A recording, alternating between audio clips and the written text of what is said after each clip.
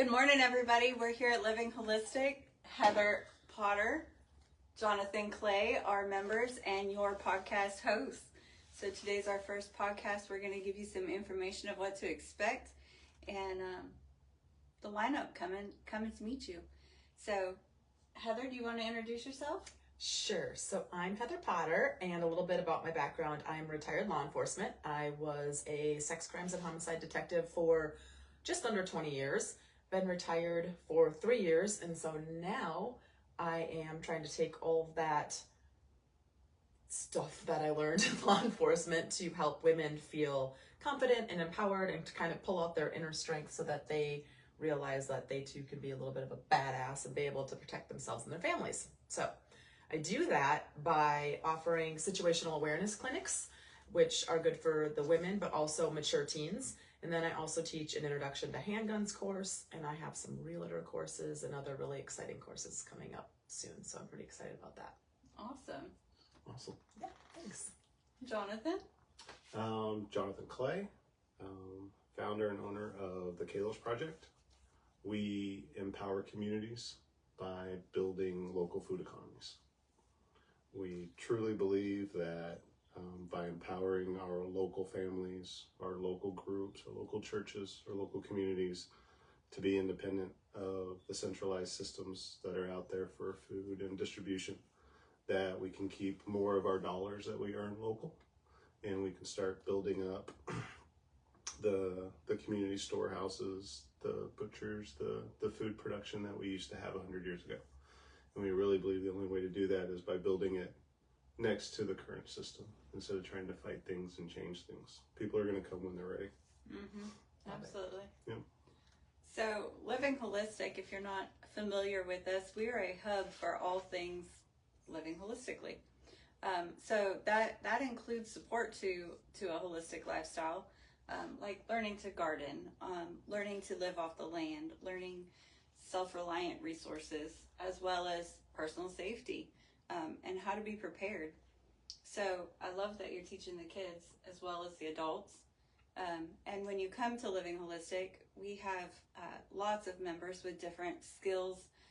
Everyone from medical doctors willing to practice whole body medicine to holistic practitioners, massage therapists. We have marketing, tax services, social media, all kinds of different connections to make. And when you come here, you can enjoy a warm cup of coffee. We have coffee and tea bar free to all of our members all week. So you can bring in your computer, you can sit down and work, just get to know your community. And so hopefully over time doing this podcast, we'll be able to highlight and share with you all the resources and professionals we have here. A lot that we do is through events, sharing education, outreach, and you have a class coming up. I do. So this Thursday, oh my gosh, I didn't realize it was coming up that fast. I have a situational awareness clinic here at Living Holistic. It starts at 6:30 p.m. It lasts until about 8. Sometimes I get a lot of questions and answers, which I absolutely love. So sometimes it goes a little bit longer, but I try to keep it close to 8 o'clock just to respect your guys' time. There is a link on your calendar on the calendar of Living Holistic in order to sign up for the class, just to make sure we have enough seats for everybody who want to join. Awesome. My girls did it, and it was amazing for them. I love it. And I'm super excited because with that, there's so much to talk about when it comes to situational awareness. And one of the topics I like to talk about, but it gets a little sensitive, is like, because I dealt so much with it in law enforcement, is what happens if you are a victim of a sex assault? Because what I try to teach in the situational awareness is how to be more aware. So that includes even when you're out and about, if you're at a restaurant, a bar, out with friends, parties, people do bad things, right? And so I kind of segue into that, but I realize that might be a little bit, I need its own separate course, because I don't mean too much that it's bad information. It's just, I could talk so much about it. So I am hoping in August to do a situational awareness off to college course. So that'd be good. yeah, because I'm going to talk about all the things I talk about in my regular course, because that's so important. And it really pertains to teenagers, specifically teenage girls, but also there are the boys out there too. I don't want to exclude them. I just know from experience that a lot of any kind of assaults when it comes to sexual assault typically happen in that age bracket to women as it pertains to college, right? I mean, there are some of the guys, but that's usually more of the physical assaults. So I want to help parents, let them understand their role if something should happen, like how to be that safe space and what they should and should not ask. I want to talk to the kids or the teenagers about ways to be more situationally aware, to avoid or to lower their victim profile, if you will, but also take away the shame if something should happen based on, you know, underlying conditions that are usually present during those types of situations, and then talk to them about a legal perspective, like what to do and why it's safe to do that and how to do that. So I think that's going to be super valuable if I can help get to parents and those that are heading off to college or even their senior year of high school, just to keep them safe and vigilant, but also know that if something should happen, which I pray it doesn't, that it is okay to tell. So that's my plan. Okay. That's so needed. I've got a junior in high school, soon to be junior. But how old's your daughter? I have, well, this year we'll have 2 in high school and 1 out of high school. Okay. So yeah, I'll have a soon to be freshman in high school and then a junior in high school, and so college is right around the thing. Mom and I are divorced, so we've got 2 different ways of looking at life. I'm very low key, like reduce your profile type of a person when it comes to going out and being safe. I'm the type that likes to believe that things are going to be great, but kind of have it prepared for the worst because, you know, bad things happen. But it's not on my frontal lobe awareness of, hey, this is a dangerous situation usually. And their mom is always like, horrible things happen all the time. Like it's really fear-based. Yeah. And we just oppose each other so often that I can see my daughters really saying like, okay, like what is me? And so going to something like this allows them to learn it for themselves, take a little bit from mom, take a little bit from dad. You should come. Yeah. You should bring your daughters. I don't want to scare people because, like, I love that you just said that you told me, like, where you're at with it and where your ex-wife is. But I feel like, I guess I'm kind of in the middle. Well, I probably am like your ex-wife, but that's because I saw all the things. Right. But that's not what I'm trying to portray to everybody else. I'm trying to just give you tips and tricks so that you can be more relaxed, or in code yellow, which is still calm and relaxed, but not living in fear, but also not living with your face down. And that way you naturally subconsciously have a little bit of more of that confidence that should there be something that doesn't seem right or out of place, you're going to be like, you're going to recognize it. Does that make sense? Of course. Yeah. So super excited. Yeah. Right on. Yeah. So my practice before I opened Living Holistic, I named Heritage Haven, and I named it that because a haven is a safe space, and I feel like we have to go back in time a little bit and bring some of the old skills back to reality to create a safe space for our next generation. And so you having the skills that you're getting ready to teach the community and pass down to the next generation, I think is amazing. And I can't wait for you to open that door for all of us to get involved. Yeah, food literally is like, what is it?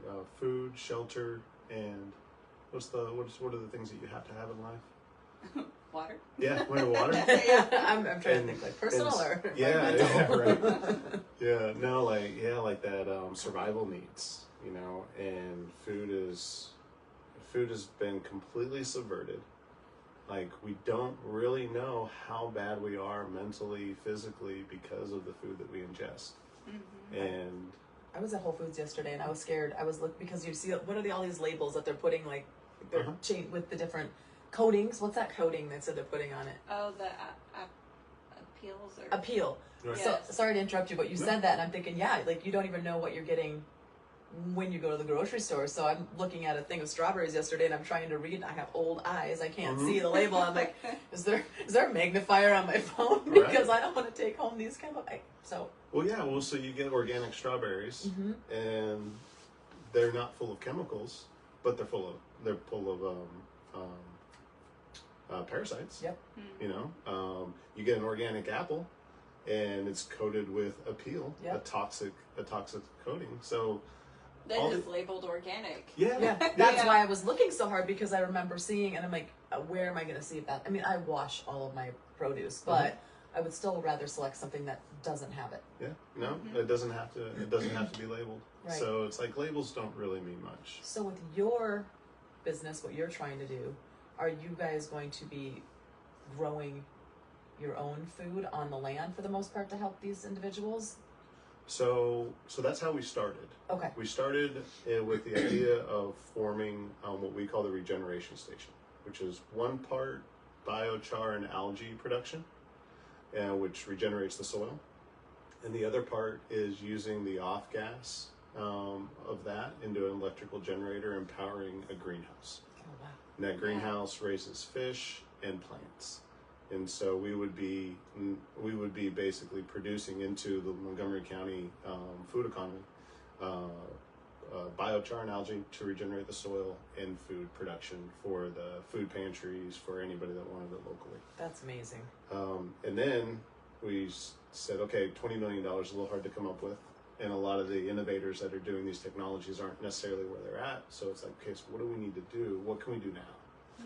Well, we can start advocating and orchestrating basically the churches, the different organizations, living holistic, like being a part of the community to find out what's going on. And then the other part of it is consulting and designing people on how to grow food. Yeah. You know, grow food, not lawns. Like it makes a whole lot more sense. And so that's where we're at on that part.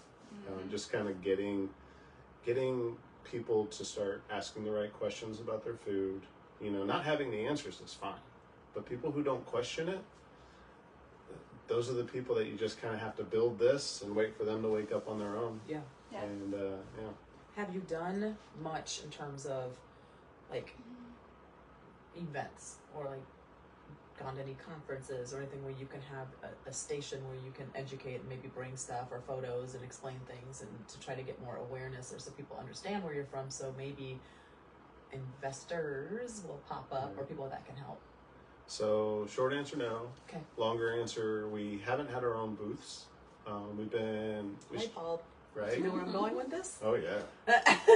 And so we started about a year and a half ago.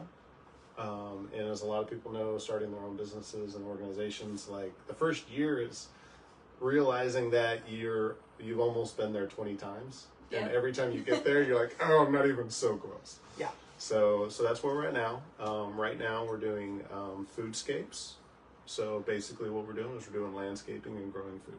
Love it. And so we've been to probably 3 or 4 different big convention types.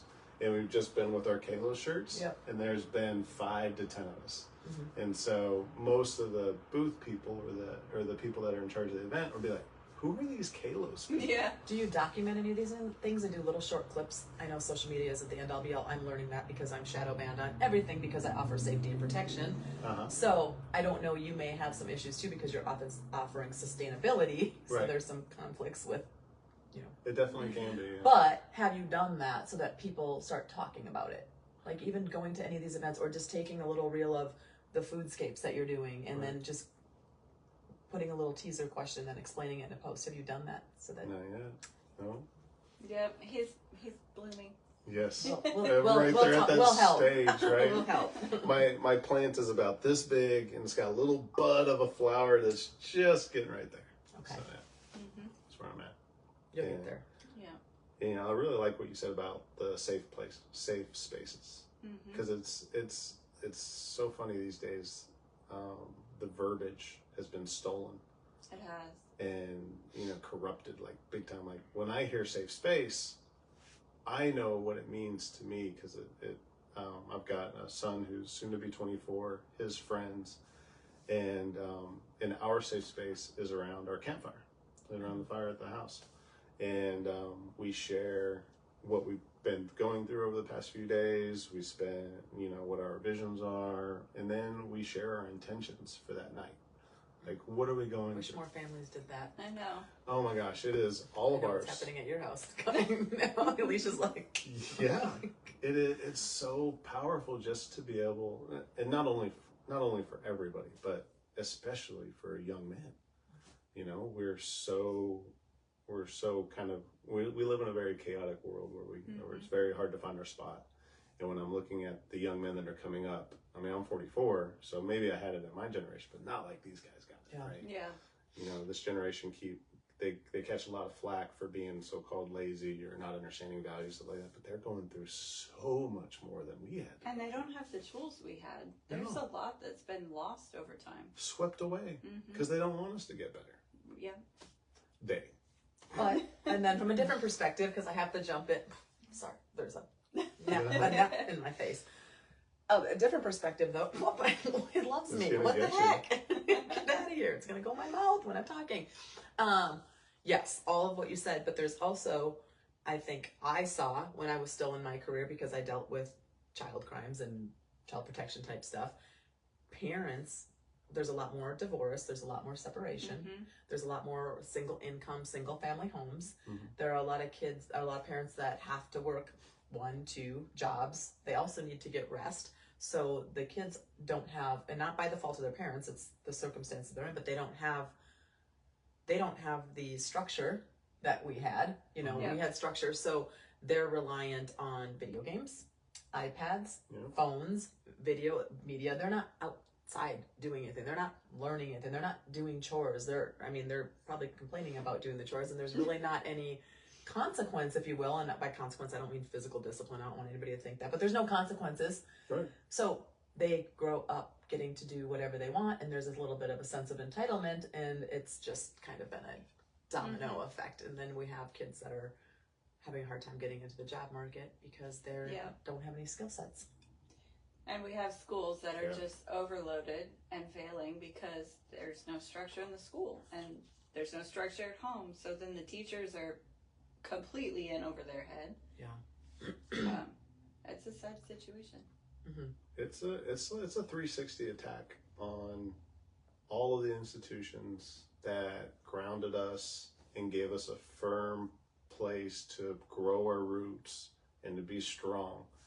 And they've society in general has just totally gone away from the churches helping the local at-risk people. Totally gone away from the schools being a place where you learn how to learn. Into you need to learn this. It's like I mean I live a very interesting life. I've got a 24. I've got 2 girls that are 14 and 16, and I have a 2.5-year-old. So 3 decades of starting new kids. Yes, I love kids, and this time around, after 20 years of going into the school districts with the city and the state schools, I can't see myself doing it again. Yeah. There's so many other things that are available besides the public schools. Yeah. And out of seeing the finished results for 3 kids, or soon to be 3 kids, it's like, what can we gain on this side? That maybe it's not exactly what you want from a social aspect or from playing games or having access to band and all those types of things, but there's so many private things you can do now. I think we're missing out on the opportunity to not be forced into the square peg, and that my son taught me something called opportunity cost. So if you're doing something in a day, even if it is something that you're pursuing and it's valuable, what if it's a third or even a tenth as valuable as what you could be doing? I love that. That's the opportunity cost of not doing that. That's cool. Yeah. He's a smart kid. He is a smart kid. Yeah. Boy, thinks like his mama, that's for sure. Yep.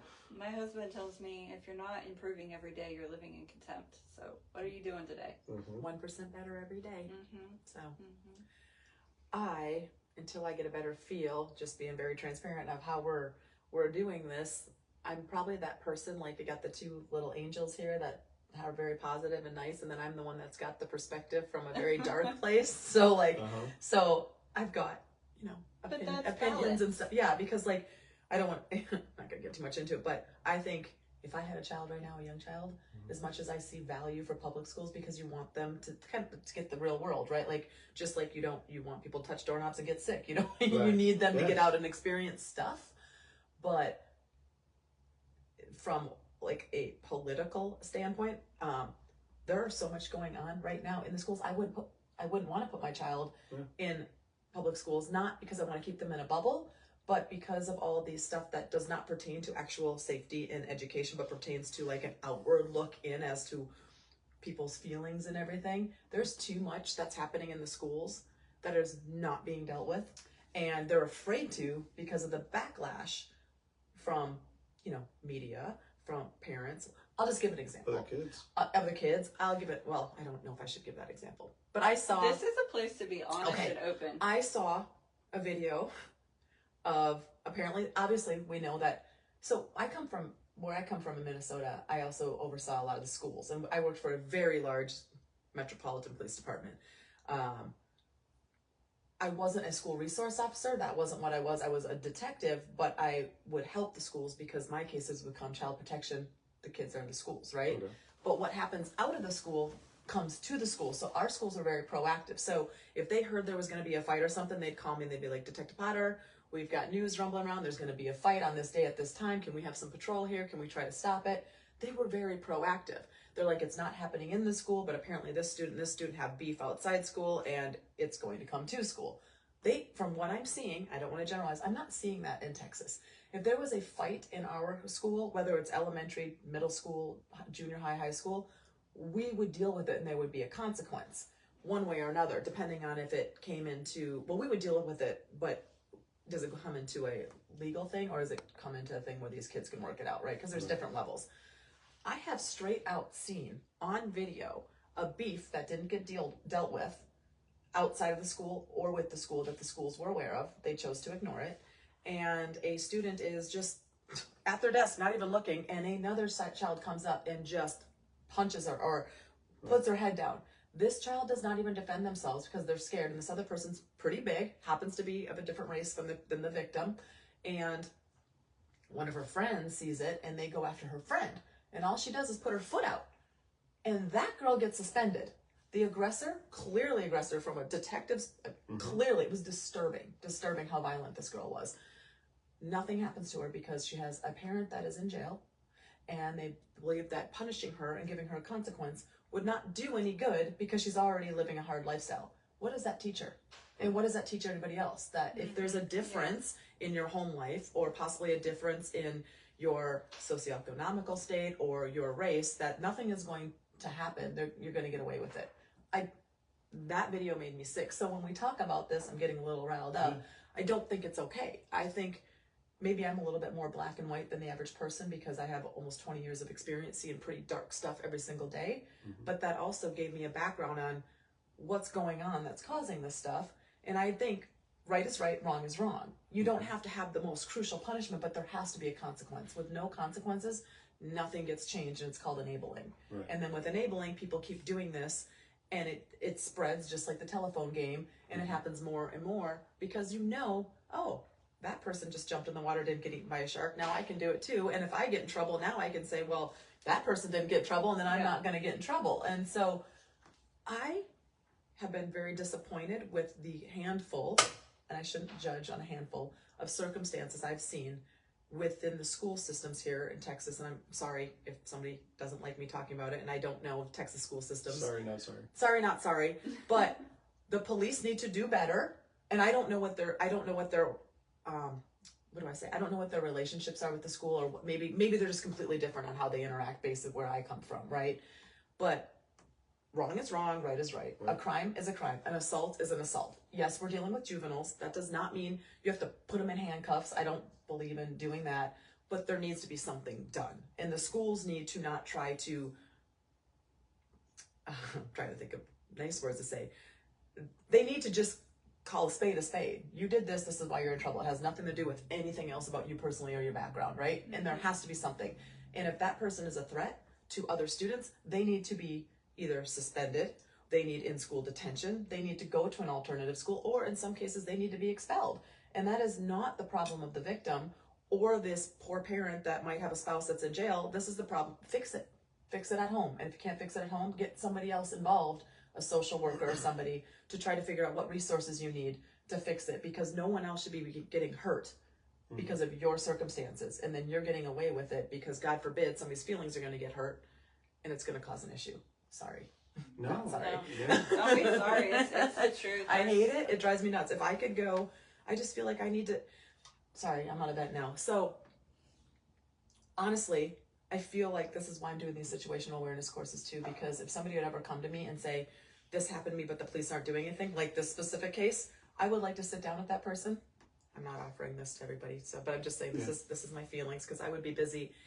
And I would like to do that. I would like to say, tell me what happened, and I'll write the report, put it in a freaking bow, go to the police department, tell them they're not doing their damn job, and here's the case, now fix it, you know? Right. But I won't really, maybe I'll do it depending on what happened, but I'm just saying that's how passionate I am, because I don't like seeing this stuff, and if we don't do something about it, it's never going to get fixed. Yeah, well, that's Well, holistic living. Yep. Right. So when you build a community, and that's the biggest part that's missing. When a community stands together, you have skills to share with one another. You have a much louder voice, and so that's part of what we're trying to build. We're trying to build a legislative committee right now of five members, so that we can go after medical freedoms. Yeah. We can go after the education, Veterans Affairs, agriculture, because there's some states that are trying to kill agriculture to the point of they won't even sell bug spray in a grocery store. And so if we can have this board that can follow the laws and monitor what's happening in other states, because sometimes if there's a bill that could improve us here, we can just pull it. Yeah. And then find a rep that's willing to put it on the floor for us. So that's another piece of this community that's still in the works.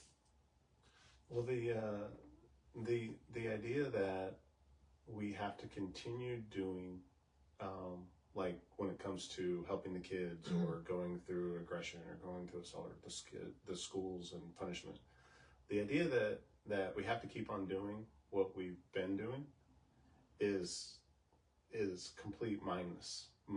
What do you mean keep on doing what we've been doing? So for the last 20 years or last 10 years, we've had a pattern of this is how the school districts and their leadership handle these problems.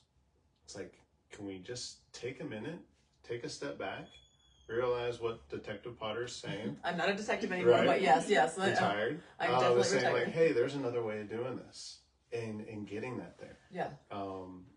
The Kalos Project, our passion is helping 15 to 25-year-olds.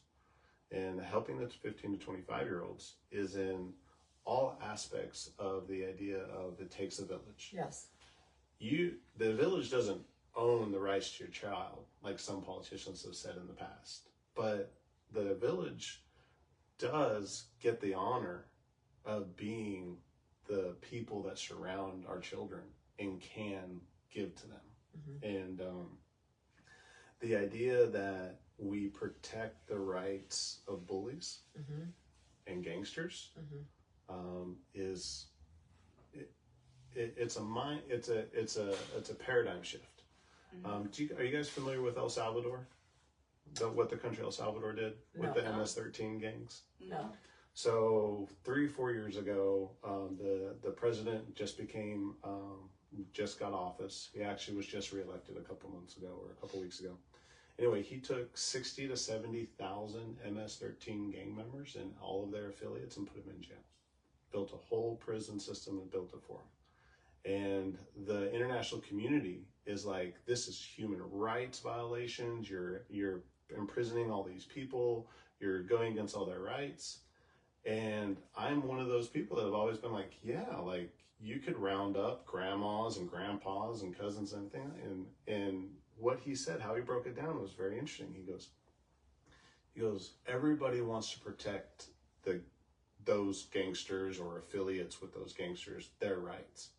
What about the rights of mom and dad and kids to live a peaceful life, not being worried about being murdered, not being worried about what about their rights? And I was like, wow. He goes, yeah, so what we've done is, we've got 70,000 people in jail. And now we've got a judicial system that's set up to weed out who's there that they shouldn't be there and who needs to be freed and who needs to stay. Yeah. And I'm like, wow, what a different philosophy to take to whose rights are you protecting? Mm-hmm. Yeah. You know?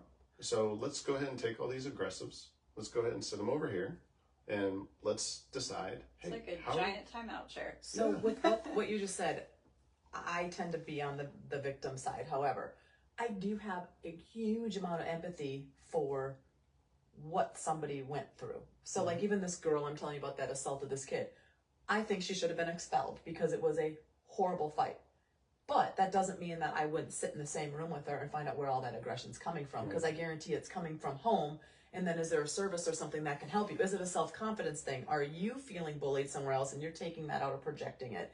So I see both sides, but you have to handle each situation. So just because you punish somebody that may come from a different background or is having struggles or doesn't have the financial resources that the other person has, that is not part of the equation. The equation is you physically assaulted somebody, you did this is a violation, now this is your consequence.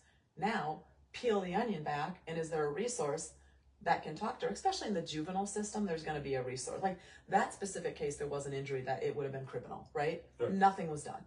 But if it would have been done correctly, because there was a substantial bodily injury to where there was something that happened to somebody's eye, like internally, right? That girl should have went to juvenile detention. She should have been arrested. She should have whatever. But now there should be a resource that can sit down and find out what's going on in your home life. Holistically Is there approach it. something we can help with? We need to get a resource. Mhm. But they don't. They just ignore the problem. So I just wanted to be clear, like I'm not like lock them all up. I am, but I'm also like let's get to the root of the issue and see if we can help. Mm-hmm. And I think there's two different stair sets. It's like, okay, here's your action, here's your immediate consequence. Yes. Now let's look at the whole thing. Let's holistically approach this with what we're doing to it. So like you said, inside the juvenile detention center, you've got resources, right? That reminds me of when a normal doctor says, "Hey, you might be getting sick this fall. Let's go ahead and give you a flu vaccine." Right? Don't get me started on vaccines. Well, Just kidding. That's so- a whole nother show. right? Haha. So And he turned into the villain suddenly. It's not me. Right. No, I'm just kidding. So you've got juvenile resources that have this MO. Yeah. They're not even present. Some of them are. I know some of them. Yeah. But 90% of them aren't of the mindset of thinking about this adolescent holistically. Right. And so literally the doctor's orders is to give you another dose of poison, just like the doctor saying, "Hey, take this vaccine for fall flu." And you know what? I'm really good. I'm going to go ahead and build up my body, build up my psychology with holistic approach, and I'm going to be prepared for it. Just like we need to be doing for that young child. Yeah. Mm-hmm. You know? I look at it like you've got a toddler that hits the dog or hits the brother. You put them in the corner for 5 seconds. Then after they get out of the corner, you ask them, "Why did you do it? Can you apologize?" It's just breaking it down into baby steps and finding out the why. Yeah. That's why it's important to have so many different skills, have a fully rounded arsenal of skills here at Living Holistic. Where everybody can kind of get into, because whether it's my wife looking for answers that I don't have, whether it's me looking for answers that me and my wife don't have, like we have just really small little subset groups of our families, and a lot of times the people in our families don't have the answers either, or they're from the mindset of, what are you talking about? Holistic? Oh, you're one of those hippie guys. Yeah. Like, well, no, not really. Like it's more about really just being open. I really like what you said about being safe. These are kind of silly conversations to have. Like, are you eating healthy? Are you active healthy? Are you pooping healthy? Like, what do we want to talk about that for? But it is so important to be in a safe place where we can be a little bit vulnerable, where we can kind of share our perspectives. Like, oh, I'm okay with that hippiness, holistic part, but not so much on this. Like, okay. Yeah. And let people kind of be who they are. Absolutely. So that brings us into next week. Our guest next week is Jamila Marshall. Jamila does holistic women's health, and yoni steaming, which is an interesting topic. Hoo-ha. Yeah. She's going to get it all fresh and healthy. Oh my goodness. So we will be back next Tuesday, 7 a.m. every Tuesday, and we hope to see you then. Bye. Bye, guys.